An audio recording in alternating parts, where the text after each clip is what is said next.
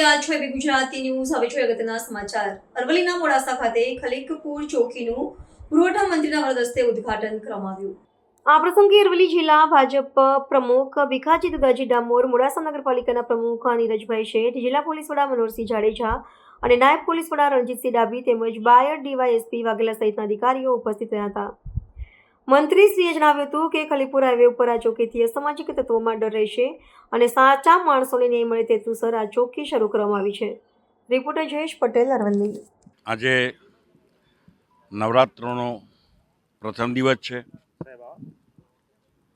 આજના આ શુભ દિવસે મોડાસા સહયોગ ચોકડી ખાતે પોલીસ ચોકીનું લોકાર્પણ કરવામાં આવ્યું. આ પોલીસ ચોકી જે અહીંયા બની છે ત્યારે સૌ પ્રથમ તો પોલીસ ખાતાને ખૂબ ખૂબ અભિનંદન આપું છું. સાથે સાથે આ પોલીસ ચોકી અહીંયા બનવાથી આમ જનતાને કોઈ ક્રાઇમ ના બને, કોઈ ગુંડા તત્વો બેફામ ના બને અને સાચા માણસોને ન્યાય મળે પોલીસ તંત્ર દ્વારા, એટલા માટે આ ચોકીની અહીંયા જરૂરિયાત હતી અને આજે પૂરી થઈ છે. બીજું, આજે જ્યારે પહેલું નોરતું છે ત્યારે મોડાસા શહેરની જનતાને અને ગુજરાતની જનતાને આ નવરાત્રિની ખૂબ ખૂબ શુભેચ્છાઓ પાઠવું છું. તેમજ મા જગદંબા ગુજરાતની જનતાને સુખ સમૃદ્ધિ આપે એવી પ્રાર્થના કરું છું.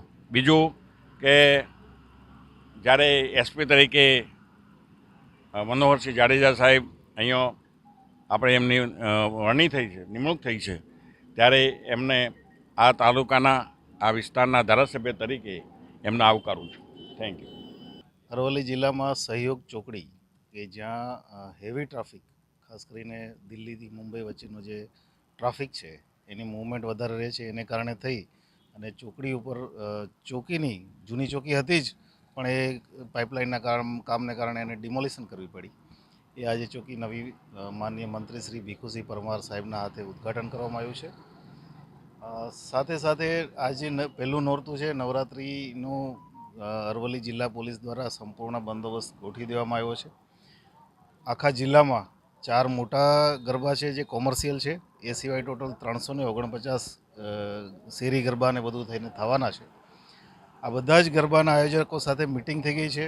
એમને શું નિયમોનું પાલન કરવાનું છે, ખાસ કરીને મોટા ગરબાવાળાએ સીસીટીવી રાખવાના છે, પાર્કિંગ રાખવાનું છે, પોતાના વોલેન્ટિયર્સ પોલીસ સાથે સહયોગ, એ તમામ પ્રકારની વ્યવસ્થા ઉપરાંત પોલીસ આ બધા ગરબાઓ ઉપર પોલીસ બંદોબસ્ત જે યુનિફોર્મમાં પણ હશે અને ખાનગી ડ્રેસમાં પણ હશે.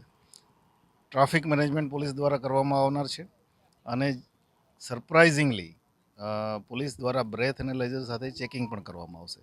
આમ અમને આ વિશ્વાસ છે કે આ બધી આ મિટિંગો અને આ પ્રકારના બંદોબસ્ત બાદ સમગ્ર જિલ્લામાં નવરાત્રિ શાંતિપૂર્ણ રીતે ઉજવાશે.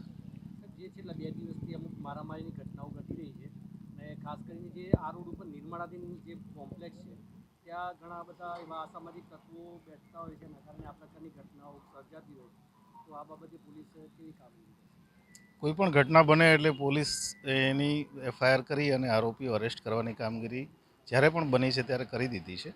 અને બાકી જે રોડ ઉપર પેટ્રોલિંગ અને હોટલો અને ગેસ્ટ હાઉસ ચેકિંગ, એ અમારી ડ્રાઈવ સતત ચાલુ રહેશે.